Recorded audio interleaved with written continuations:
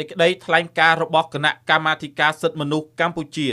ការវាយប្រហារមិនរើសគោលដៅរបស់ប្រទេសថៃមកលើប្រទេសកម្ពុជាគឺជាឧក្រិដ្ឋកម្មនៃការឈ្លានពានឧក្រិដ្ឋកម្មសង្គ្រាមឧក្រិដ្ឋកម្មប្រឆាំងមនុស្សជាតិនិងជាការរំលោភសិទ្ធិមនុស្សកាន់តែធ្ងន់ធ្ងរគណៈកម្មាធិការសិទ្ធិមនុស្សកម្ពុជាកសមកធ្វើការថ្កោលទោសយ៉ាងដាច់អហង្ការចំពោះការបន្តវាយប្រហារយ៉ាងព្រៃផ្សៃរបស់ប្រទេសថៃដោយប្រើប្រាស់សពាវុធធុនធ្ងន់យន្តហោះចម្បាំង F-16 និង T-50T8 នាវាចម្បាំងការប្រើប្រាស់ផ្សែងពុលនិងគ្រាប់បែកចង្កោមមកលើទីតាំងភូមិសាស្ត្រដែលមានប្រជាជនស៊ីវិលរស់នៅក្នុងខេត្តបន្ទាយមានជ័យពោធិ៍សាត់ឧត្តរមានជ័យបាត់ដំបងព្រះវិហារនិងកោះកុងជាក់ស្ដែងគិតត្រឹមថ្ងៃទី24ខែធ្នូឆ្នាំ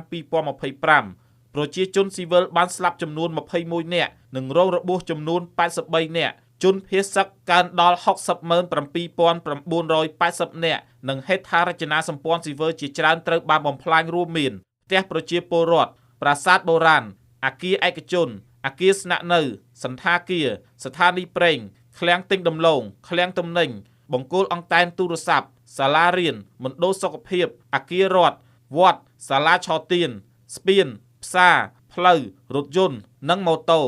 ទង្វើដ៏ឃោរឃៅនិងអមនុស្សធម៌នេះមិនត្រឹមតែជាការរំលោភអធិបតេយ្យភាពនិងបូរណភាពដែនដីរបស់កម្ពុជាប៉ុណ្ណោះទេ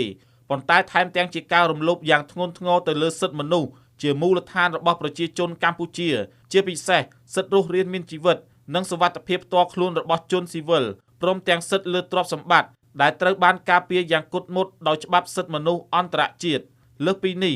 ទង្វើបាញ់ប្រហារលើជនស៊ីវិលនិងទ្រព្យសម្បត្តិស៊ីវិលគឺជាការរំលោភបំពានយ៉ាងច្បាស់លើច្បាប់មនុស្សធម៌អន្តរជាតិជាពិសេសគោលការណ៍ជាមូលដ្ឋាននៃអនុសញ្ញាទីក្រុងហ្សឺណែវឆ្នាំ1949និងពិធីសារបន្ថែមពាក់ព័ន្ធដែលហាមឃាត់ដាច់ខាតចំពោះការវាយប្រហារលើជនស៊ីវិលនិងទាមទារឲ្យការពារប្រជាជននៅគ្រប់កាលៈទេសៈការប្រើប្រាស់កម្លាំងយោធាឆ្លងកាត់ព្រំដែននិងវាយប្រហារលើទឹកដីរដ្ឋអធិបតេយ្យមួយផ្សេងទៀតដោយគ្មានមូលហេតុដើម្បីការពារខ្លួនស្របច្បាប់តាមច្បាប់អន្តរជាតិគឺជាឧក្រិដ្ឋកម្មនៃការឈ្លានពាន Crime of Aggression ការវាយប្រហារយ៉ាងទូលំទូលាយគឺជាប្រព័ន្ធលើជនស៊ីវិលនិងទ្រព្យសម្បត្តិស៊ីវិលព្រមទាំងការបំផ្លាញបេតិកភណ្ឌវប្បធម៌គឺជាឧក្រិដ្ឋកម្មសង្គ្រាម War Crime គឺជាឧក្រិដ្ឋកម្មប្រឆាំងមនុស្សជាតិ Crime against Humanity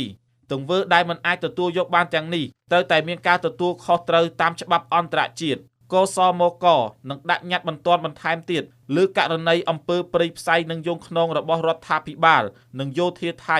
ប្តឹងទៅឧត្តមស្នងការអង្គការសហប្រជាជាតិទទួលបន្ទុកសិទ្ធិមនុស្សនៅទីក្រុងហ្សឺណែវនិងភាគីពាក់ព័ន្ធដទៃទៀតឲ្យថ្កោលទោសដាក់សម្ពាធនិងចាត់វិធានការគ្រប់យន្តការជាបន្ទាន់និងយ៉ាងម៉ឺងម៉ាត់ព្រមទាំងទាមទារឲ្យមានការទទួលខុសត្រូវចំពោះមុខច្បាប់ញត្តិទាំងនេះគឺជាឯកសារយោងដ៏សំខាន់សម្រាប់ការពិភាក្សាក្នុងកិច្ចប្រជុំនៃយន្តការសិទ្ធិមនុស្សនានារបស់ក្រុមប្រឹក្សាសិទ្ធិមនុស្សអង្គការសហប្រជាជាតិនិងយន្តការតាមសន្ធិសញ្ញាសិទ្ធិមនុស្សអន្តរជាតិពីការរំលោភសិទ្ធិមនុស្សយ៉ាងធ្ងន់ធ្ងរពីភាគីថៃមកលើប្រទេសកម្ពុជា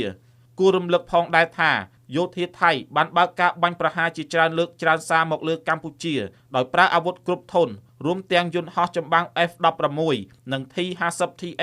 ចូលយ៉ាងជ្រៅមកក្នុងដែនអធិបតេយ្យភាពរបស់កម្ពុជាបានបង្ហាញថាជាការឈ្លានពានយ៉ាងច្បាស់មិនមែនជាបញ្ហាចំនួនព្រំដែនឡើយហើយក៏ជាការរំលោភយ៉ាងធ្ងន់ធ្ងរលើច្បាប់អន្តរជាតិនិងជាពិសេសកិច្ចព្រមព្រៀងបទឈប់បាញ់និងសេចក្តីថ្លែងការណ៍រួមស្តីពីកិច្ចព្រមព្រៀងសន្តិភាពរវាងកម្ពុជានិងថៃ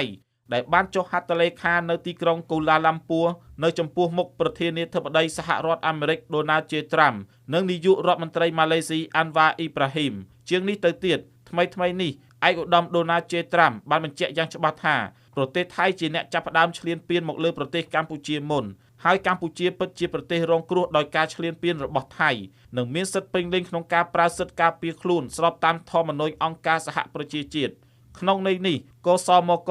សូមអំពាវនាវយ៉ាងទទូចដល់សហគមន៍អន្តរជាតិអង្គការសហប្រជាជាតិអង្គការសិទ្ធិមនុស្សអន្តរជាតិនិងតំបន់ព្រមទាំងភាគីពាក់ព័ន្ធទាំងអស់ឲ្យប្រើប្រាស់គ្រប់យន្តការនិងសម្ពាធផ្សេងៗដើម្បីបង្ខំឲ្យប្រទេសថៃបញ្ឈប់ភ្លាមនៅទង្វើឈ្លានពានការប្រើកម្លាំងយោធាការបាញ់ប្រហារលើជនស៊ីវិលក៏ដូចជាការធានាឲ្យមានការទទួលខុសត្រូវចំពោះអ្នកដែលបានប្រព្រឹត្តអំពើរំលោភបំពានទាំងនេះ កសមកសូមបញ្ជាក់ជាថ្មីថាសន្តិភាពសុវត្ថិភាពនិងការគោរពសិទ្ធិមនុស្សមិនអាចកើតមានបានឡើយក្រោមជំរើសនៃការប្រើប្រាស់សពាវុធនិងអំពើហិង្សា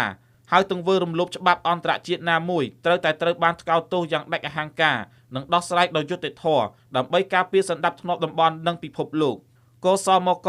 នឹងបន្តតាមដានកត់ត្រានិងរាយការណ៍យ៉ាងពេញលេញពីអំពើរំលោភសិទ្ធិមនុស្សទាំងនេះនិងឈរជាមួយប្រជាពលរដ្ឋកម្ពុជាទាំងអស់ដែលបានរងគ្រោះដោយអំពើឧក្រិដ្ឋកម្មទាំងឡាយរបស់ប្រទេសថៃ